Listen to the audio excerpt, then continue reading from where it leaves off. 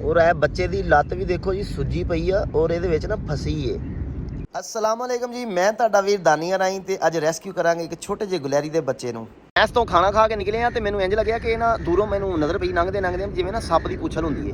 ਮੈਂ ਨਜ਼ਦੀਕ ਥੋੜਾ ਹੋ ਕੇ ਦੇਖਿਆ, ਮੈਂ ਕਿਹਾ ਜੇ ਸੱਪ ਵੀ ਏ ਤੇ ਕੁਝ ਕਰਨਾ ਚਾਹੀਦਾ ਇਹਦਾ, ਲੇਕਿਨ ਉਹ ਮੈਂ ਨਜ਼ਦੀਕ ਹੋਇਆ ਤੇ ਇਹ ਘੋਂਸਲਾ ਰਾਤੀ ਬੜਾ ਜ਼ੋਰਦਾਰ ਤੂਫਾਨ ਆਇਆ ਸੀਗਾ ਤੇ ਉਹਦੀ ਵਜ੍ਹਾ ਤੋਂ ਇਹ ਗੁਲੈਰੀ ਦਾ ਘੋਂਸਲਾ ਜਿਹੜਾ ਨਾ ਥੱਲੇ ਡਿੱਗਿਆ ਹੈ ਔਰ ਇਹਦੇ ਵਿੱਚ ਇਹਦੇ ਬੱਚੇ ਸੀਗੇ। ਉੱਥੋਂ ਮੇਰੀ ਨਜ਼ਰ ਪਈ ਹੈ ਤੇ ਹੁਣ ਮੈਂ ਕਿਹਾ ਯਾਰ ਇਹਨਾਂ ਦਾ ਹੱਲ ਮੈਂ ਤੇ ਜ਼ਹਿਰੀ ਗੱਲ ਉੱਤੇ ਤੇ ਨਹੀਂ ਰੱਖ ਸਕਦਾ, ਮੁਸ਼ਕਲ ਵਾ। ਔਰ ਇਹ ਚਲੋ ਦਰਖਤ ਦੇ ਬਿਲਕੁਲ ਮੈਂ ਪਰੇ ਪਿਆ ਸੀਗਾ, ਉੱਥੋਂ ਚੁੱਕ ਕੇ ਤੇ ਦਰਖਤ ਦੇ ਬਿਲਕੁਲ ਨਜ਼ਦੀਕ ਰੱਖ ਦਿੱਤਾ ਵਾ। ਹੁਣ ਇਹ ਦੇਖੋ ਜੀ ਇਹਦੇ ਵਿੱਚ ਬੱਚੇ ਨੇ ਗੁਲੈਰੀ ਦੇ, ਔਰ 3 ਬੱਚੇ ਨੇ ਜਾਂ ਗਾਲਬਨ 2 ਨੇ। ਇੱਕ ਇੱਧਰ ਵੜਿਆ ਵਾ, ਇੱਕ ਹੈ ਥੱਲੇ ਪਿਆ ਤੇ ਇੱਕ ਹੈ, ਤਿੰਨ ਬੱਚੇ ਨੇ।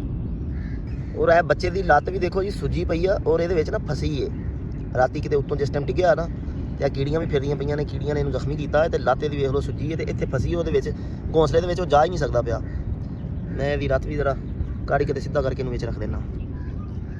ਬਹੁਤ ਮੁਸ਼ਕਲ ਆ ਜੀ। ਆਹ ਦੇਖੋ ਬਰੀਕ ਜਿਹਾ ਧਾਗਾ ਵਾ ਔਰ ਉਹ ਐਡੀ ਬਰੀਕੀ ਨਾਲ ਉਹਦੇ ਵਿੱਚ ਜਕੜਿਆ ਵਾ ਉਹਨੇ ਕਿ ਇਹਦੇ ਤੇ ਕਾਫੀ ਸਾਰਾ ਟਾਈਮ ਲੱਗੇਗਾ।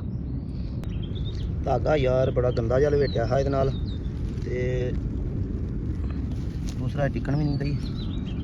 ਇੱਥੇ ਚਲੀ ਜਾ ਸੋਹਣੀਏ, ਇੱਥੇ ਚਲੀ ਜਾ। ਇਹ ਧਾਗਾ ਵਾ ਬਿਲਕੁਲ ਬਰੀਕ, ਉਹਦੀ ਲੱਤ ਵੇਖੋ ਜੀ, ਲੱਤ ਦਾ ਬਹੁਤ ਬੁਰਾ ਹਾਲ ਹੋਇਆ। ਇਹ ਧਾਗਾ ਮੈਂ ਚੁਣ ਕੇ ਵਿੱਚੋਂ ਹੁਣ ਬੜੀ ਔਖੇ ਹੋ ਕੇ ਧਾਗਾ ਕੱਢਿਆ ਵਾ, ਲੇਕਿਨ ਇਹਨੂੰ ਹੁਣ ਕੱਟਣ ਵਾਸਤੇ ਮੇਰੇ ਕੋਲ ਚੀਜ਼ ਕੋਈ ਨਹੀਂ। ਉਹ ਧਾਗਾ ਬਹੁਤ ਮਜ਼ਬੂਤ ਆ, ਵੇਖੋ ਉਹਦੀ ਲੱਤ ਜਿਹੜੀ ਹੈ ਨਾ ਬਿਲਕੁਲ ਗਲੀ ਪਈ ਹੈ, ਪਤਾ ਨਹੀਂ ਕਿਦੋਂ ਦਾ ਇਹਦੇ ਨਾਲ ਫਸਿਆ ਹੈ। ਮੇਰੇ ਕੋਲ ਕੱਟਣ ਵਾਸਤੇ ਕੋਈ ਚੀਜ਼ ਨਹੀਂ ਸੀ ਹੈਗੀ, ਬਹਰਹਾਲ ਇਹਨੂੰ ਮੈਂ ਵਿੱਚੋਂ ਕੱਢ ਲਿਆ ਤੇ ਇਹਨੂੰ ਮੈਂ ਕਮਰੇ ਵੱਲ ਲੈ ਕੇ ਜਾ ਰਿਹਾ ਵਾਂ। ਰੱਸੀ ਇੰਨੀ ਸਾਫ਼ ਸੁਥਰੀ ਕਰਕੇ ਮੈਂ ਨਾਲ ਕਰ ਲਈ ਹੈ। ਕਮਰੇ 'ਚ ਜਾ ਕੇ ਤੇ ਫਿਰ ਮੈਂ ਇਹਨੂੰ ਕੱਟ ਕੇ ਦੁਬਾਰਾ ਇਹ ਕਿ ਮੈਂ ਇੱਥੇ ਛੱਡ ਕੇ ਜਾਵਾਂਗਾ।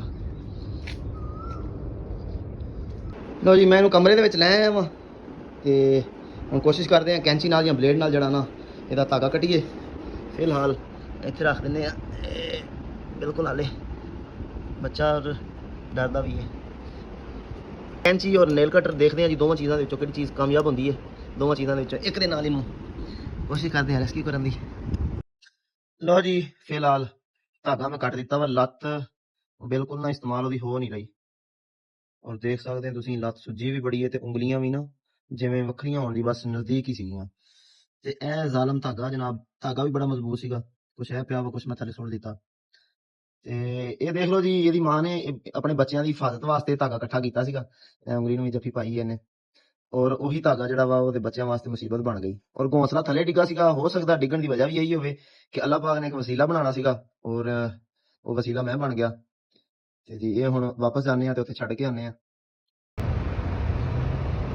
ਬੱਚਾ ਹੁਣ ਬਿਲਕੁਲ ਠੀਕ ਹੈ ਜੀ ਤੇ ਬੜਾ ਮਜ਼ਬੂਤੀ ਨਾਲ ਜੱਫੀ ਪਾਈ ਹੈ ਉਹਨੇ ਮੇਰੇ ਉਂਗਲ ਨੂੰ। ਤੇ ਮੈਂ ਹੁਣ ਪਹੁੰਚ ਆਇਆ ਵਾਂ ਜਿੱਥੇ ਇਹਦਾ ਘੋਂਸਲਾ ਰੱਖ ਕੇ ਗਿਆ ਸੀਗਾ। ਹੁਣ ਮੈਂ ਦੁਬਾਰਾ ਇਹਨੂੰ ਘੋਂਸਲੇ ਦੇ ਵਿੱਚ ਰੱਖ ਦਿੰਦਾ ਵਾਂ ਔਰ ਕੋਸ਼ਿਸ਼ ਕਰਦਾ ਘੋਂਸਲਾ ਵੀ ਥੋੜਾ ਜਿਹਾ ਨਾਲ ਕਰਕੇ ਦਰਖਤ ਦੇ ਸੇਫ ਜਗ੍ਹਾ ਤੇ ਰੱਖ ਦੇਵਾਂ ਤਾਂ ਕਿ ਹੋ ਸਕਦਾ ਗੁਲੈਰੀ ਇੱਥੋਂ ਤੱਕ ਪਹੁੰਚ ਜਾਵੇ ਔਰ ਆਪਣੇ ਬੱਚਿਆਂ ਨੂੰ ਫੀਡ ਕਰ ਸਕੇ। ये है जी इसका घोंसला।